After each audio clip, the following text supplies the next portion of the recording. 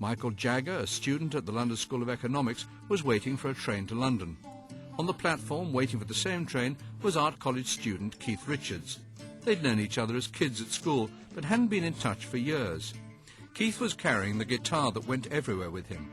Under his arm, Mick was carrying some imported American records, Chuck Berry, Little Richard, Muddy Waters. Keith instantly recognised a musical soulmate, but the kind of music they liked, rhythm and blues, was not what teenage girls were dancing around their handbags to.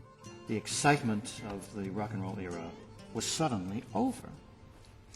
And then it starts to come back with new people, one by one.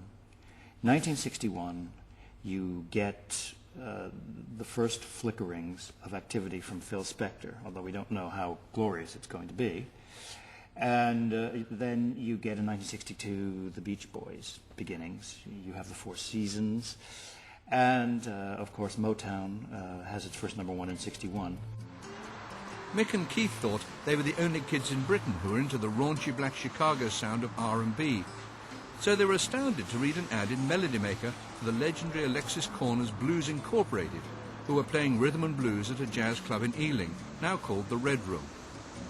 Alexis Korner was a guitar player who'd been brought up on boogie woogie and played with trad jazz bands. He wasn't a great musician himself, but he was a great broadcaster. He was a tremendous kind of champion of the music. He introduced it to other musicians, helped young musicians in particular to get into this new kind of music. The most exciting thing about the Ealing Club for Mick and Keith was a brilliant bar slide guitar of a blonde kid from Cheltenham who called himself Elmore Lewis, real name Lewis Brown Jones. Brown was the one with the hustle and the ambition to get a band together. Mick, Keith, their friend Dick Taylor on bass, and a brilliant boogie-woogie keyboard player called Ian Stewart were his first choices. He wanted Charlie Watts on drums, but Charlie wasn't available. When the time came to give the band a name, Brown took inspiration from the title of a Muddy Waters track, Rolling Stones Blues. Their first official gig was on the 12th of July, 1962.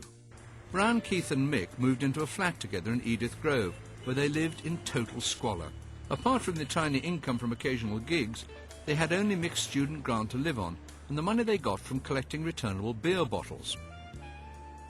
After the unsuccessful release of a 3-track demo in October 1962, Dick Taylor left the band, and the boys found themselves auditioning bass players in a Chelsea pub. An ex-bookie called Bill Perks, who'd recently changed his name to Wyman, came along to try out. What convinced the others to take him on was the fact that he brought his own amp, that and his obvious talent. Charlie Watts finally joined the band as a drummer in the new year, and the new lineup, Jagger, Richards, Jones, Stewart, Wyman and Watts, began to define a style that no one who saw them would ever forget.